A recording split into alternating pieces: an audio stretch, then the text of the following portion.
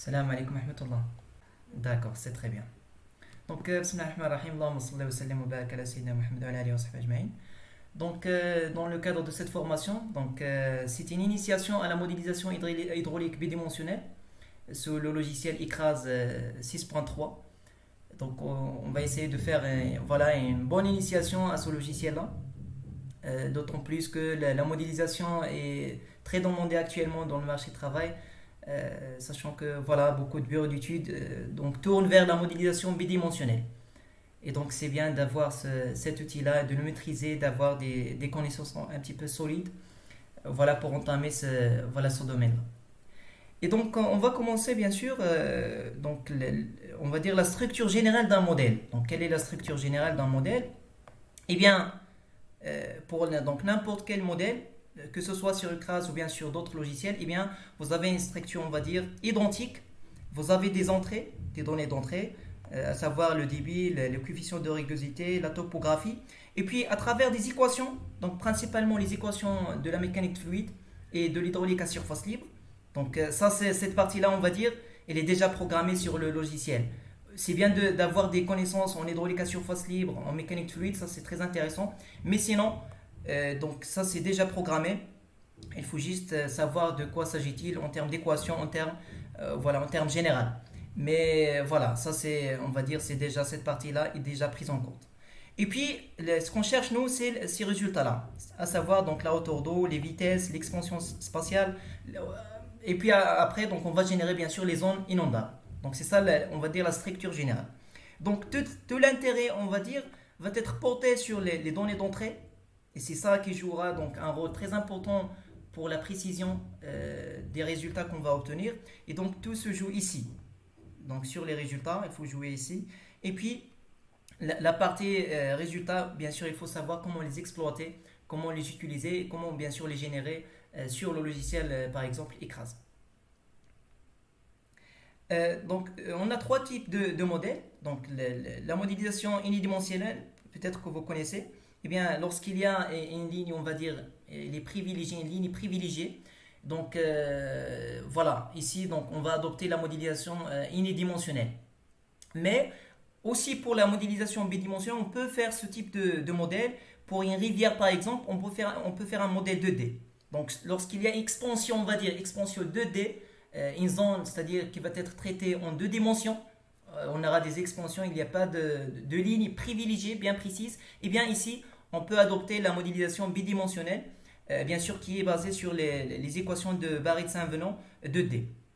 Et pour le cas particulier, bien sûr, lorsqu'on est en train de traiter un ouvrage particulier, c'est-à-dire on va zoomer sur un ouvrage spécifique, et bien ici on peut adopter la modélisation 3D, mais sachant qu'elle est très coûteuse, que ce soit en données ou bien pour les tarifs des logiciels, eh bien c'est très cher.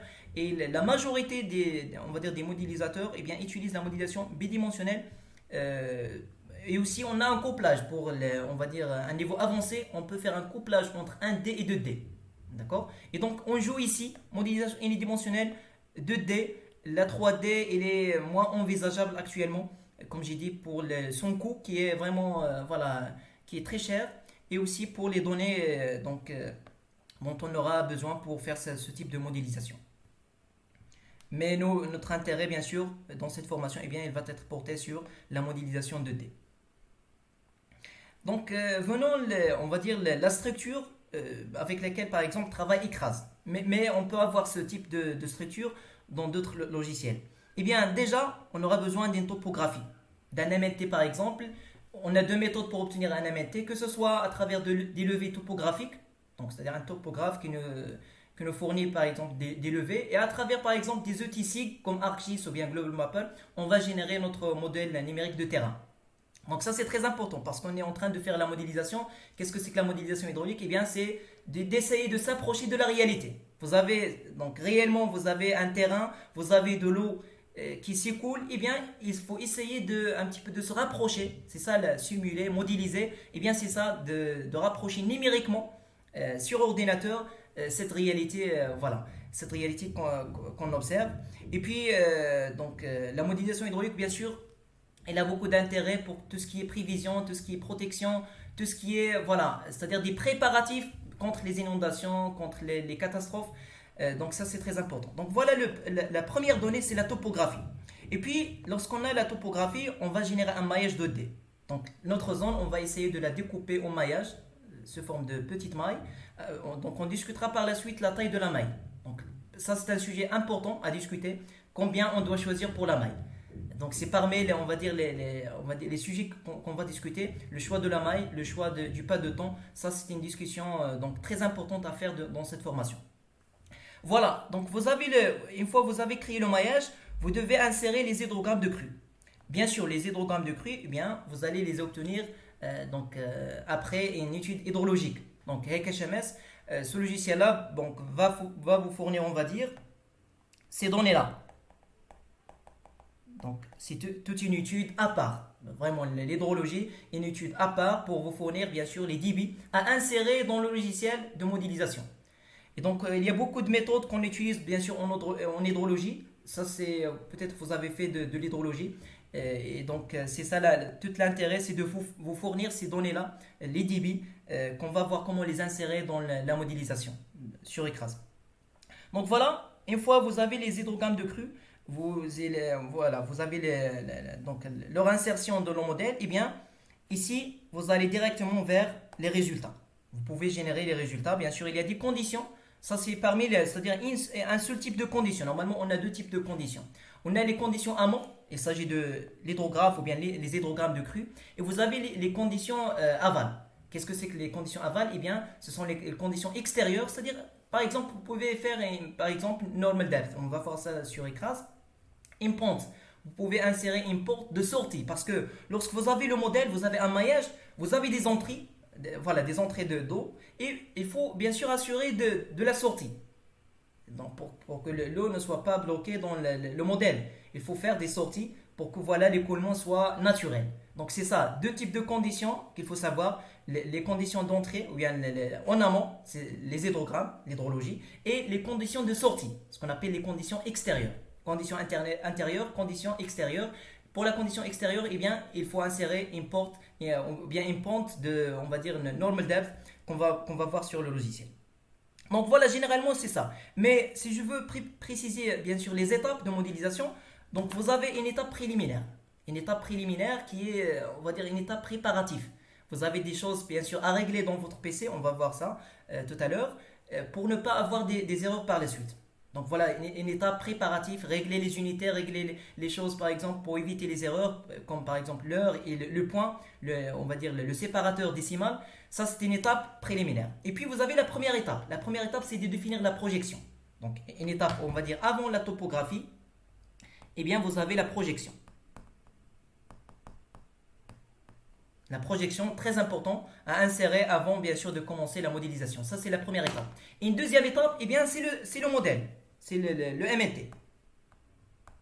Le modèle numérique de terrain à insérer. Donc on va dire c'est un espace où on va avoir l'écoulement. D'accord? Et donc voilà, deuxième étape, ça, la première étape, projection. Deuxième étape, le terrain. La troisième étape, eh bien c'est le maillage. La génération du maillage. Parce que ces équations-là vont être résolues sur de petites mailles. Il y a c'est-à-dire des méthodes numériques qu'on utilise pour la résolution. Et elles sont déjà programmées sur on va dire sur le logiciel. Eh bien, il faut juste faire ce maillage d'une manière adéquate. Voilà, c'est la troisième étape. Et puis, la quatrième étape, eh bien, vous devez insérer les ouvrages hydrauliques. Les ouvrages hydrauliques comme les bus, par exemple, les dallots, les ponts, ça c'est une étape très importante. La quatrième étape, si vous avez des ouvrages dans votre zone d'étude, eh bien, il faut les insérer. Cinquième étape, eh bien, c'est les conditions limites. C'est le boundary conditions, ce qu'on appelle dans ECRAS. Eh bien, il faut insérer ces conditions limites, comme j'ai dit, conditions intérieures, les hydrogrammes, et puis conditions extérieures. Il faut les insérer comme cinquième étape. Et puis, la sixième étape, vous avez les résultats. Il faut savoir générer les résultats. Et une étape, on va dire, ultérieure, c'est de savoir utiliser, de savoir manipuler ces résultats-là. Voilà les différentes étapes concernant, bien sûr, la modélisation hydraulique. Maintenant, venons au logiciel ECRAS. Eh bien, actuellement, vous avez une version 6.3. Donc, au départ, on avait juste la modélisation unidimensionnelle. Mais dès la version, la cinquième version, eh bien, on a commencé à faire des modèles bien sûr bidimensionnels 2D. Et puis actuellement, on a un très bon avancement sur le logiciel ICRAS. Il a développé beaucoup d'options, beaucoup de fonctionnalités qui marchent très bien actuellement. Pour les développeurs, bien sûr, d'ICRAS, eh bien, vous avez les deux principaux développeurs. Vous avez Gary Brunner et vous avez Cameron Ackerman, qui ont développé, c'est-à-dire Ackerman, donc il a développé le Rasmapa, donc l'interface Rasmapa, on va le voir. Et puis Gares, donc on va dire c'est-à-dire le porteur de projet, c'est celui qui a commencé ce projet-là dès les années 1990. C'est un ancien projet. Donc j'avais l'honneur de discuter avec Gary Brunner sur certains sujets d'Ecras. Eh bien c'est très important. Donc ils ont fait un très bon travail en termes de développement de ce logiciel. Et je vais partager quelques points sur la discussion que j'avais eue avec Monsieur Gary sur certains points. Et donc, pour l'interface d'Ecras, donc, qu'est-ce que vous avez généralement? Donc, eh bien, vous avez déjà l'outil qu'a développé Ackerman, eh bien, vous avez le Rasmapa. On peut dire que c'est un outil SIG intégré à Ecras. Donc, pour ne pas utiliser des outils à part comme QGIS par exemple, ArcGIS ou bien GlobeMapper, donc vous avez un outil SIG intégré que vous pouvez utiliser. Vous pouvez intégrer des images satellitaires, intégrer beaucoup de choses sur une interface qui est très simple à utiliser. Donc une fois vous l'avez bien maîtrisé dans cette formation, eh bien vous pouvez l'utiliser facilement. Et puis en contrepartie avec Rasmapa, vous avez l'outil géométrie. Parce que actuellement dans Ecras vous avez deux interfaces. Vous avez l'interface Rasmapa et vous avez l'interface géométrie éditeur. Donc ces deux interfaces normalement ils pensent à les fusionner peut-être dans les années prochaines, mais actuellement on a c'est-à-dire ces deux existent encore. Et il y a des petites différences entre ces deux interfaces. On peut par exemple créer notre modèle avec le Rasmapa, commencer avec le Rasmapa et puis aller vers l'outil de modification de géométrie pour régler certains points, certains éléments, par exemple insérer les données d'un ouvrage hydraulique ou bien d'autres éléments. Eh bien on peut faire ça. On peut commencer dès le départ par l'outil géométrie. C'est-à-dire insérer déjà une fois, pour la projection, on peut l'insérer juste ici, sur Rasmapa. Et puis pour le terrain aussi. Après, on peut aller pour générer le maillage, pour par exemple intégrer, on va dire, les conditions limites, on peut utiliser l'outil géométrie. Mais il y a certaines fonctionnalités, c'est-à-dire qu'on peut faire avec juste Rasmapa et qu'on ne peut pas faire avec l'outil géométrie et vice versa. D'accord? Donc il faut bien comprendre cette philosophie de Ecras, d'utiliser ces deux interfaces. Mais avec la pratique, vous avez les utiliser avec aisance. Et puis, vous avez ici les conditions aux limites. C'est les hydrogrammes d'entrée. Vous avez ces trois options. Normalement, l'option qu'on utilise, bien sûr, pour la modélisation 2D, eh bien, cette option-là, c'est l'écoulement instationnaire. Pour la modélisation 2D, eh bien, vous avez un écoulement instationnaire. Toujours, ça c'est pour on va dire la modélisation 2D. C'est ce point-là qui nous intéresse. On verra, bien sûr, il y a d'autres options qu'on peut obtenir. Et puis, l'autre élément, c'est ça. C'est l'outil de simulation. Donc, vous avez, c'est-à-dire définir le plan de la simulation. Et voilà. Bien sûr, l'outil qu'on peut utiliser aussi, c'est ça. Donc, c'est cette simulation. Et cet outil-là, c'est réservé pour la modélisation, on va dire, concernant les sédiments. Donc, lorsque vous traitez, par exemple, de la sédimentation, eh bien, vous pouvez utiliser cet outil de simulation. Mais sinon, l'outil qu'on va utiliser, nous, pour la modélisation de D, eh bien c'est ça. Donc on verra ces options-là sur l'interface bien sûr. Voilà, ça c'était bien sûr, c'était d'une manière générale, c'est-à-dire la phase d'entrée. Et puis vous avez ça, c'est l'outil de modification de géométrie, ou bien géométrique data. Donc ça c'est la modification. Donc vous avez ici plusieurs fonctionnalités. Par exemple le maillage, on va dire les ouvrages hydrauliques. Les break lines par exemple, donc si vous voulez par exemple insérer, on va dire ici les conditions limites, ici si vous voulez faire c'est-à-dire un raffinement de zone, on verra ça. Et puis dans ces éléments-là, donc c'est les mêmes choses, donc vous pouvez insérer ces éléments-là, que ce soit on va dire sur l'outil géométrie ou bien sur l'outil Rasmapa. Donc c'est les mêmes fonctionnalités. Donc on va dire cette nuance dans écrase. Donc on a on va dire deux interfaces qui font presque la même chose à quelques différences près. Donc discutons maintenant la projection. Bien sûr, la projection, bien sûr, il se peut que vous ne connaissez pas la projection. Et donc, c'est à votre client. Donc, si vous avez un client pour lequel vous effectuez cette modélisation, eh bien, il peut vous fournir donc, la projection. Donc, la projection adaptée à la zone d'étude. Ça, c'est très important parce qu'il se peut, voilà, que vous n'avez pas cette information. Mais sinon, je vous conseille d'avoir quelques connaissances, c'est-à-dire dans la géomatique, les projections, systèmes de projection au Maroc par exemple, et les systèmes de projection UTM, LCC. Donc c'est bien d'avoir ces connaissances-là. Donc vous avez par exemple la projection UTM, vous avez LCC, Lambert. Eh bien, donc ici pour on va dire UTM, eh bien on divise c'est-à-dire on va dire la Terre sur différentes zones. Par exemple, si on zoome ici, donc, dans cet élément, vous voyez par exemple le Maroc. Eh bien, le Maroc, il est situé sur trois zones. Vous avez la zone 28, la zone 29 et la zone 30. Trois zones pour ce type de projection UTM. Vous avez un autre type, LCC, eh bien, il divise le Maroc en quatre zones. Donc ça, c'est, on va dire, la projection Lambert.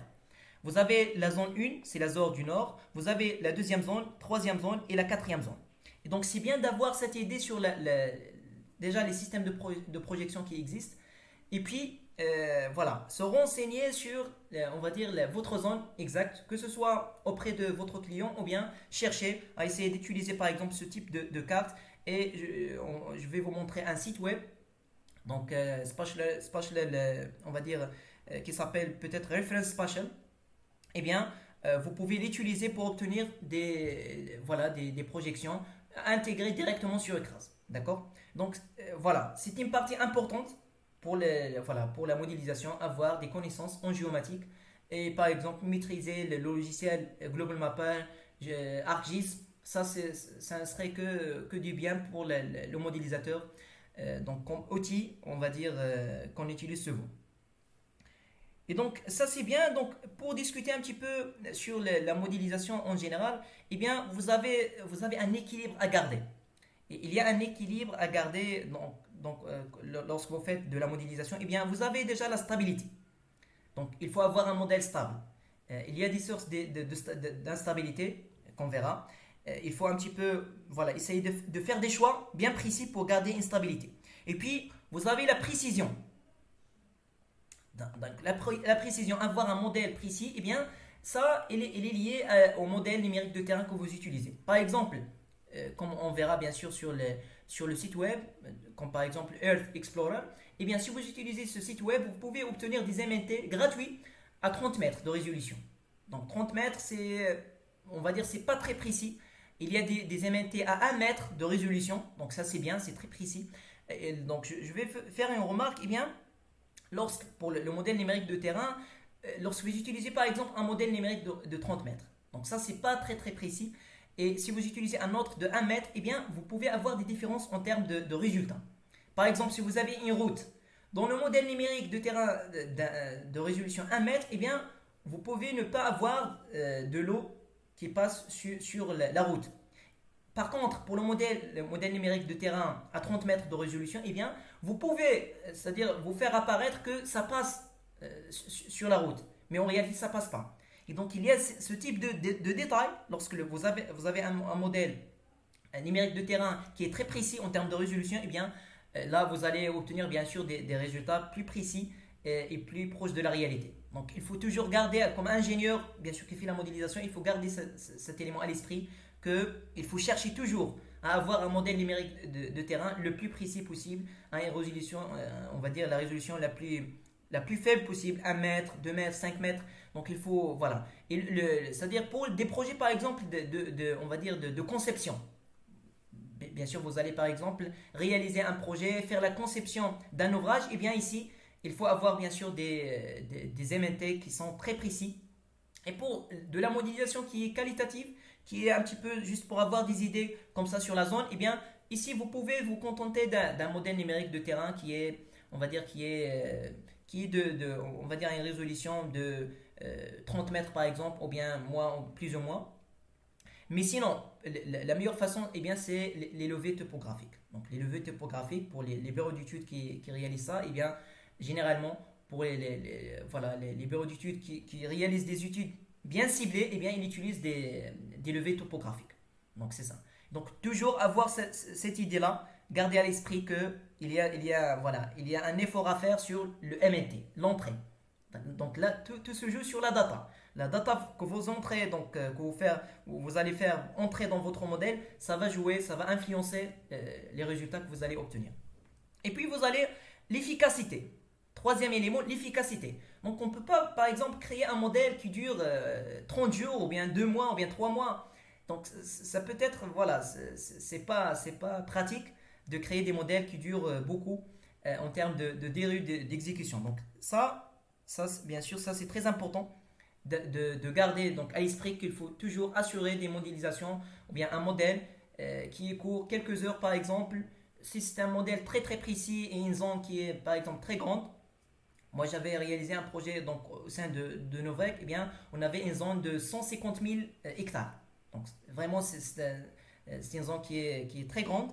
Et puis ici bien sûr même pour le choix du pass spatial, il y a des contraintes.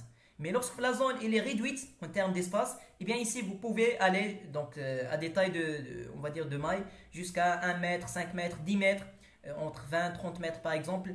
Mais lorsque vous allez par exemple, vous avez on va dire des zones très grandes. Et si vous utilisez par exemple des passes spatiales de 1 mètre, de 5 mètres par exemple, vous allez obtenir un nombre de mailles très grand. Et bien sûr, lorsque vous avez un nombre de mailles qui est par exemple 1 million de mailles, eh bien ici il faut attendre à plusieurs jours.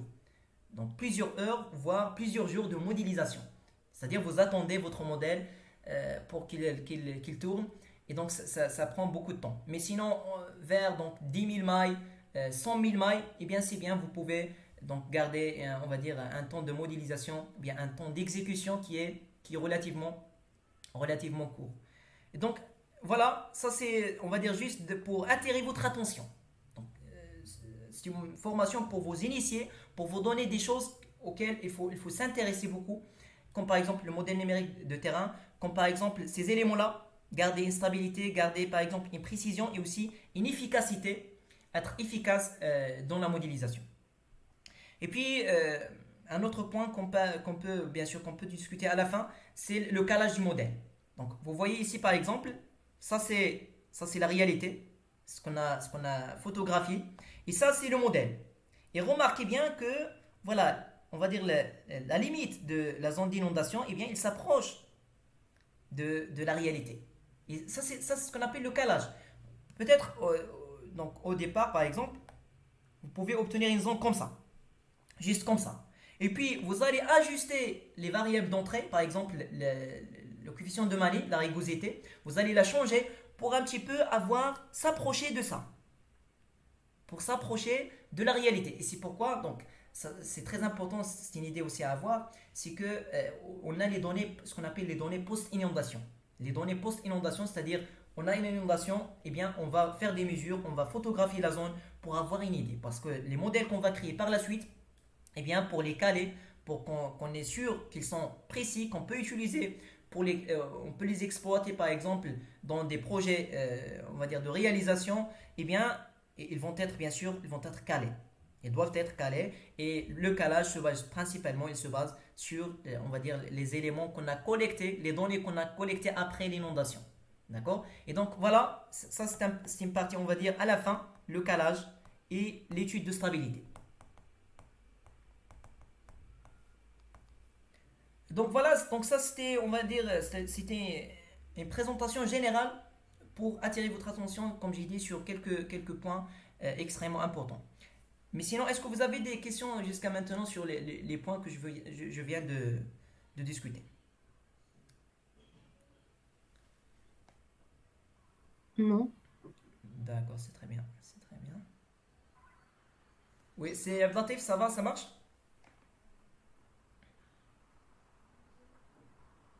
Oui, ça marche. D'accord, c'est très bien. Donc voilà, comme résumé, vous avez donc ce dernier point qui est le calage. Voilà. Donc ça, c'était une très bonne photo qui montre ça. Voilà la réalité, voilà on va dire le modèle. Et c'est ça l'objectif, c'est d'avoir un modèle comme ça, qui colle à la réalité, qui représente la réalité. C'est ça l'objectif ultime. Il faut, voilà, acquérir des compétences, acquérir c'est-à-dire des pratiques à utiliser pour, c'est-à-dire avoir une tendance vers, voilà, ce résultat-là. Ça, c'est très important. Et puis après, donc avant, on a discuté donc ces trois paramètres sur lesquels il faut prêter beaucoup d'attention en termes de modélisation. Vous avez la projection, avoir des connaissances en géomatique, très important.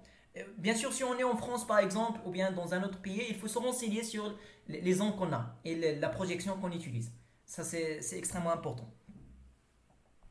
Et puis voilà, donc l'interface, on a un petit peu donné une idée sur l'interface d'Ecras. On va dire les étapes. Donc on va dire les 6 étapes principales et une étape préliminaire et une étape après.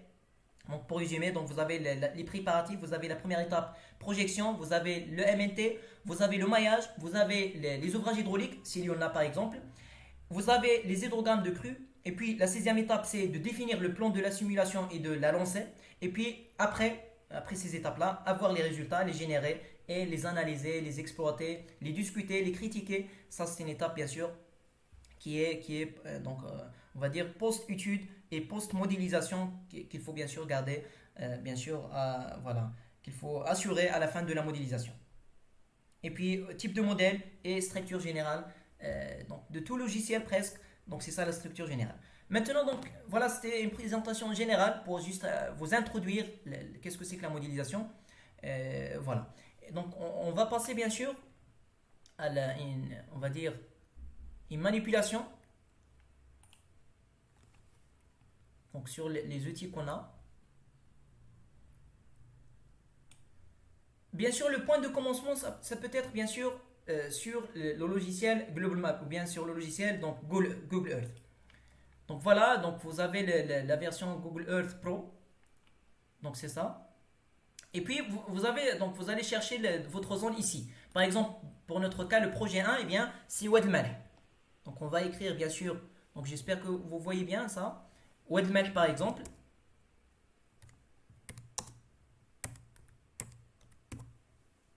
Voilà. Donc on va chercher cette zone. Donc le titre Google Earth, vraiment c'est très important. Que ce soit pour cette partie préparation ou bien la partie, on va dire, ouvrage hydraulique. On peut localiser les ouvrages hydrauliques ici sur Global Mapper et faire un travail, c'est-à-dire aller-retour entre Ecras et Google Earth, pardon. D'accord. Donc voici le barrage Wad Malh. Donc voilà. Ça c'est le barrage, donc je ne sais pas est-ce que vous connaissez cette zone. D'accord. Et puis vous avez Wad Malh, donc qui est en amont ici. Voilà. Voici le bassin versant, on va dire. Donc les écoulements d'eau, ça vient de là. Et puis vous avez donc il est connu par Wad Malh. Donc voilà, vous avez le lit, bien sûr, le lit mineur, vous avez le lit majeur, lit moyen et tout ça. Donc ça, c'est des connaissances, on va dire, en hydrologie, en hydraulique à surface libre. Ça, voilà, c'est des connaissances, on va dire, de base.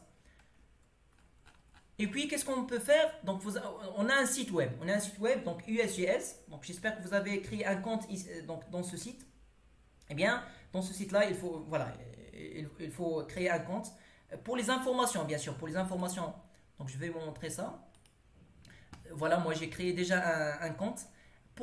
Si vous n'avez pas encore créé un compte, eh bien, vous allez bien sûr sur USGS, sur Google, donc juste Google It.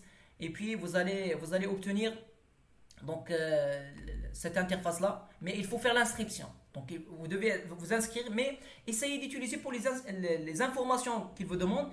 Voilà, dire que voilà, vous utilisez ce type de données pour par exemple la modélisation, pour l'étude des ressources en eau, pour l'éducation, pour l'enseignement, pour pouvoir vous accepter dans ce site web. Ça c'est très important. Donc nous, on peut par exemple limiter la zone ici, sur USGS, donc sur ce site web, mais il faut bien sûr assurer, donc une fois que vous avez créé on va dire ce compte-là, essayez d'aller vers Earth Explorer. Earth Explorer, écrire juste sur Google Earth Explorer et vous allez obtenir ce lien. Voilà, vous avez ici, on va dire, le lien. Et puis, vous allez obtenir cette interface-là. Nous, qu'est-ce qu'on va faire? Eh bien, on va délimiter la zone sur, on va dire, Google Earth. Et puis, on va l'insérer ici. Sous forme, par exemple, KML ou bien KMZ. D'accord? On va obtenir la délimitation directement sur, on va dire, ce site web. Et puis, on va télécharger notre MNT qu'on va utiliser. Donc, c'est très simple. D'accord? On va choisir une zone qui est un petit peu. Voilà. On ne va pas choisir une zone qui est très grande pour des, on va dire, des raisons de temps. Donc, si on fait par exemple une zone qui est très grande et si on fait le maillage par exemple, ça peut nous générer des temps de calcul très importants. Ce qui n'est pas pratique pour, voilà, pour cette formation. Donc, essayez par exemple de délimiter donc, une partie de ce, on va dire.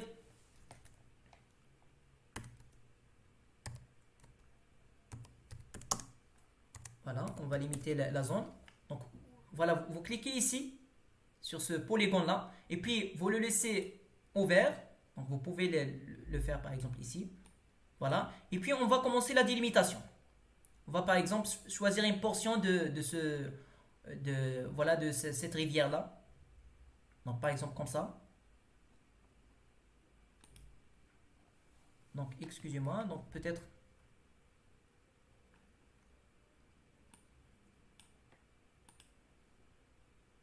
Donc voilà, donc je vais aller ici sur ce polygone, sur cette partie-là. Donc je vais donner un nom, F, par exemple écrase.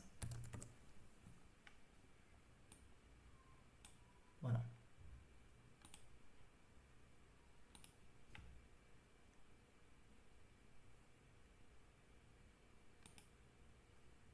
Donc par exemple, on va dire cette zone-là. On va juste se contenter de cette zone. Donc ça marche. Et puis on va l'enregistrer. Voilà. OK. Vous voyez ici qu'on a cette zone-là. Elle est créée. Elle est là. Et puis un clic droit pour aller vers Save Place. Save Place As. Donc vous avez par exemple, il faut créer par exemple un dossier sur lequel on va dire, vous rassemblez vos données. Par exemple, moi j'ai créé ici un dossier. Voilà, c'est KMZ. Donc voilà, la zone elle est délimitée. Donc on a la délimitation de notre zone d'étude. Donc c'est une zone qu'on a choisie aléatoirement. Et puis maintenant, de retour vers ce site web, Earth Explorer, on va venir ici. Vous avez cette interface. Venir vers ce point-là, KML Shapefile, Select File. D'accord? Donc on va aller vers l'élément qu'on vient de délimiter, Open.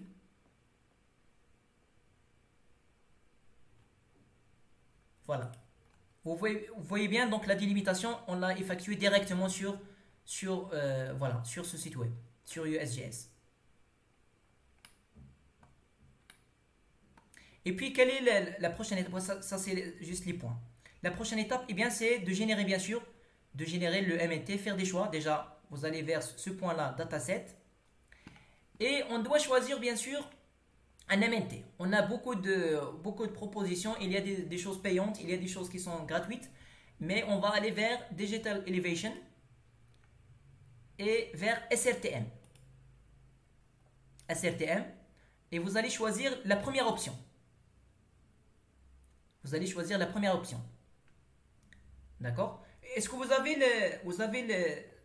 c'est-à-dire ces outils-là installés, est-ce que vous pouvez faire c'est-à-dire la manipulation avec moi? Peut-être je vais vous laisser le temps pour le faire et voilà, pour vous suivre bien sûr dans cette manipulation. Si vous avez déjà on va dire les logiciels. Et donc, je termine juste cette partie-là. On va dire un travail préliminaire de préparation de MNT. Voilà, SLTM, c'est un arc seconde global. Bien sûr, c'est 30 mètres de résolution qu'on peut télécharger. Et puis, une fois vous avez sélectionné cet élément-là, le premier, vous allez vers résultat. D'accord? Voilà. Voilà la zone sélectionnée. On peut la visualiser bien sûr. Voilà. Elle est là. Voilà la zone. Notre zone elle est située ici. Mais la zone globale qu'on va télécharger sur ce site web, eh bien, c'est un site américain. Voilà, il englobe beaucoup de données. qu'on peut utiliser dans nos études, bien sûr, de projet. Même il y a des bureaux d'études qui utilisent ça. Mais sinon, comme j'ai dit, peut-être parfois moi j'ai fait, donc dans un projet, j'ai fait une comparaison entre ces données-là téléchargées sur le web, ça c'est la première source, le web, et vous avez les données de terrain, données, c'est-à-dire des levées. Eh bien, il y a quand même une différence. Et même pour les données que vous téléchargez sur Internet, il y a des différences en termes de qualité. Par exemple, moi j'ai fait une comparaison entre les données de type SRTM et de type ALOS, et aussi un autre type que j'ai utilisé. Donc j'ai fait la comparaison en termes de qualité, et bien j'ai trouvé que le SRTM il est beaucoup plus, on va dire, beaucoup plus, voilà, il a une qualité qui est un petit peu bon, mais par rapport bien sûr au lever de terrain, ça reste faible quand même. Et donc, voilà, ça c'est juste pour la visualisation. Vous avez ici un outil de téléchargement, une option de téléchargement, download. Voilà, on va télécharger ça. On va bien sûr sélectionner GeoTIFF, l'élément GeoTIFF. D'accord, le dernier. Voilà, donc notre élément il est en train de... Voilà, on va l'obtenir sur le PC.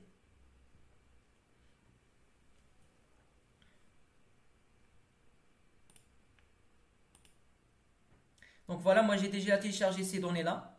Voilà, on va, c'est-à-dire juste l'insérer sur Écrase. Je ne sais pas, est-ce que vous voulez que vous entraînez à faire ça maintenant? Non, non, on peut le faire après. Après, d'accord, d'accord, c'est très bien. D'accord, voilà, vous avez déjà ces 3 jours, donc vous avez on va dire le temps pour vous entraîner. C'est-à-dire au moins il faut faire ça une fois dans la vie, voilà, essayer d'entrer vers ce site, créer le compte, ça prendra un peu de temps, et puis voilà, faire la même chose en termes de délimitation de la zone et faire ces étapes-là voilà, sur USGS. Et donc voilà, une fois on a ces données-là, donc voilà, c'est un travail qu'on a utilisé, donc qu'on a fait sur Google Earth. Maintenant, on peut aller vers l'interface Écrase. Donc, on peut aller vers l'interface Écrase. Voilà déjà, ça c'est le départ. Donc, on est dans la version 6.3. Et les éléments que je vous ai expliqués, bien sûr, vous avez donc ici le RASMapper. C'est, on va dire, l'interface générale. Vous avez l'outil géométrie, ou bien l'interface géométrie. Et vous avez d'autres, bien sûr. Donc, avant ça, donc déjà, une fois que vous avez ces données-là, bien sûr, ça c'est, on va dire, c'est extrêmement important de préparer les données avant. Que ce soit le modèle numérique de terrain, que ce soit le flow ou bien les débits, les histogrammes de crue, toutes les données, voilà, il faut les avoir sur la main pour les utiliser. Aussi la projection, donc ça c'est très important. Mais il y a des choses à préparer avant, il y a des préparatifs ou bien des choses à régler sur votre PC afin d'éviter les erreurs. Parfois, la source d'erreur, ça peut être juste des réglages sur le PC. Et si on ne fait pas attention, on peut rester bloqué sur la modélisation, mais la solution elle est très simple. D'accord? Eh bien, vous allez commencer par modifier, on va dire, le format de l'heure sur votre PC. Eh bien, vous allez vers Settings ou bien Paramètres sur votre PC et puis aller vers c'est-à-dire voilà, l'heure et les langues. Time and Language. D'accord? Et donc, qu'est-ce on va aller vers ce point-là, à droite, Date, Time, Regional Formatting. Eh bien, qu'est-ce qu'on va modifier? Eh bien, on doit modifier le format, voilà, ce format-là. Il faut avoir ici English United States. Si vous avez France ou bien quelque chose comme ça, eh bien, essayez de changer et faire English United States. Ça, c'est très important. C'est très important à régler ça. Ça génère des erreurs. Donc, ça génère au départ. Donc, pour les débutants, eh bien, ça crée beaucoup de problèmes, juste ce petit réglage. Eh bien, essayez dès maintenant, ou bien voilà, une fois que vous prenez la main sur la modélisation, essayez de commencer par ça. Changer, on va dire, ce format-là. D'accord? Il faut avoir ici English United States. Ça, c'est très important. On peut même régler, bien sûr, on va dire, donc vous avez d'autres éléments. Voilà, United States. Ça, c'est on va dire, le format anglais.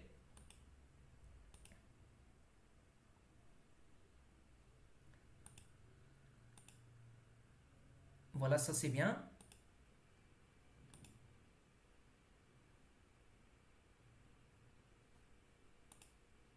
Voilà. Et donc ici, on va dire le paramètre additionnel. Donc déjà pour vous rappeler, on va dire les étapes. Juste pour régler ce point. Donc aller vers paramètres. Le paramètre de temps, aller vers ce point-là. Les dates et on va dire l'heure. Et puis ça, c'est une fois c'est réglé, vous pouvez rajouter d'autres réglages. Et puis aller vers, on va dire date and time. Ça, c'est pas ça. C'est la région. Surtout la région pour régler un point aussi important. C'est ici, vous allez sur Additional Settings. Si vous avez par exemple, on va dire le séparateur décimal. Il se peut que parfois, vous avez le séparateur, c'est la virgule. Mais sachez que écrase utilise le point. D'accord? Parce que lorsque vous allez par exemple insérer des débits avec des virgules, eh bien il ne va pas accepter ça. C'est-à-dire il faut faire un travail sur Excel, changer le virgule vers point et puis les insérer. Parce que lui, il n'accepte pas. Parfois, voilà, on va dire pour les anglo-saxons, eh bien on utilise le point. Et donc essayez aussi de changer ce paramètre DCML symbole, eh bien utilisez le point. D'accord? Voilà, vous avez le point, vous avez aussi la virgule. Donc essayez d'utiliser le point. Donc ça c'est réglé, ok, ça marche. Ça c'était, on va dire, la première des choses à faire avant de commencer la modélisation. C'est des préparatifs, très important.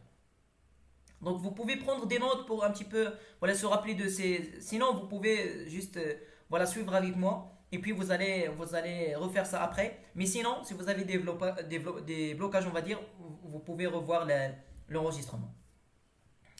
Maintenant, on va aller sur l'interface écrase. Avant d'insérer le modèle numérique de terrain, avant de faire, c'est-à-dire une manipulation concernant, c'est-à-dire on va dire le modèle, eh bien, il faut régler, aller ici sur Options. Voilà. Donc j'espère que vous voyez ça. Options. Et vous avez Unit System. Unit System. Par défaut, vous allez avoir, au départ, lorsque vous avez installé Écrase, eh bien, vous allez avoir US Customary. US, c'est-à-dire les unités US, FIT et tout ça. Mais nous, on va utiliser, généralement c'est ça ce qu'on utilise, eh bien, on utilise le système international, le maître. Eh bien, essayez de changer ça, utilisez système international, metric system, et aussi cliquez, cocher sur Set as default. Donc, Set as default for new project.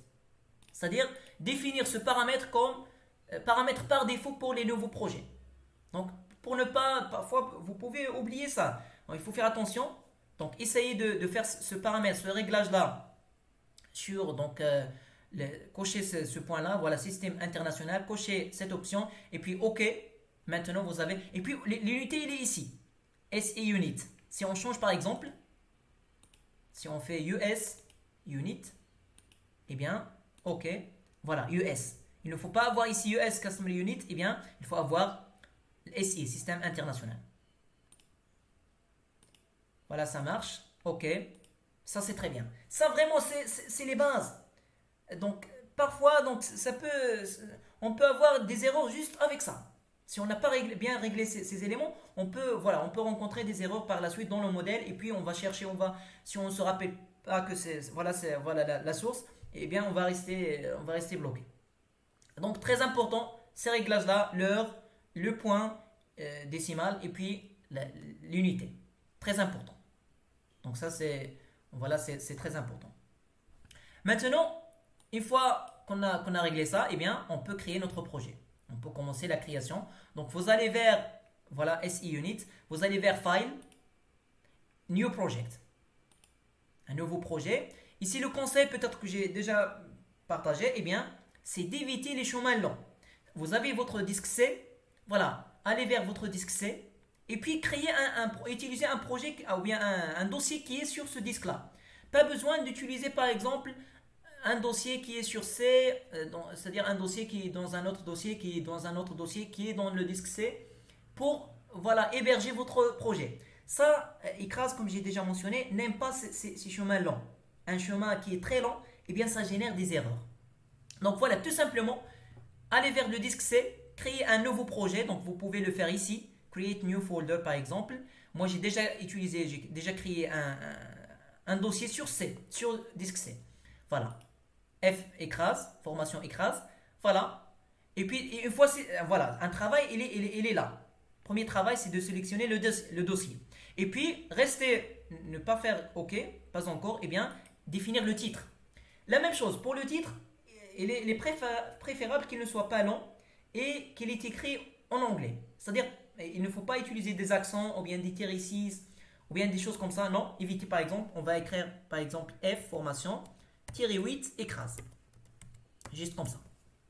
Et puis, vous pouvez faire par exemple des indices 1, 2, 3, juste pour vous repérer. Mais sinon, sachez que vous pouvez faire une description de votre projet. Vous pouvez faire voilà, cette description pour un petit peu surtout lorsqu'on travaille avec, voilà, on fait beaucoup de projets avec les bureaux d'études ou bien dans un cadre bien précis, eh bien, il faut bien sûr spécifier on va dire le projet pour se rappeler. Voilà, une fois on a fait ça, on a réglé le dossier, première étape. Deuxième étape, définir le titre. Voilà, et rappeler les deux règles. Pas de chemin long. Et deuxième règle, écrire des titres qui sont, voilà, aussi, qui sont courts. Et pas d'écriture, c'est-à-dire en français. Pas d'accent, pas de téricis. Juste des térihuit par exemple. Et une écriture en anglais, un titre en anglais. Voilà, ok. Ok. Donc ça marche. Voilà notre projet, bien sûr, le dossier. Parce que qu'est-ce que fait Ecras? Eh bien, il crée un dossier spécifique pour votre projet. C'est-à-dire, vous allez apporter un MNT, oui, mais lui, il va recopier cet MNT-là, et il va faire des modifications là-dessus et tout ça. Les data, toute la data que vous insérez, eh bien, elle est, on va dire, hébergée dans ce dossier qu'on a choisi. D'accord? Maintenant, on va ouvrir le Razmapal. D'accord? Donc, par exemple, vous ouvrez le Razmapar et vous obtenez aussi voilà, cette fenêtre, il suffit de la fermer par là, par ce signe moins, minimize. D'accord, c'est très bien. De même, pour le Razmapar, avant toute chose, avant d'insérer votre MNT, votre modèle, votre espace pour faire la modélisation, eh bien, il faut faire un réglage ici. Eh bien, il faut définir la projection. Ça, c'est vraiment c'est la base. On l'a défini, c'est la première étape. Après, les préliminaires ou bien les préparatifs, les réglages, on a la première étape, c'est définir la projection.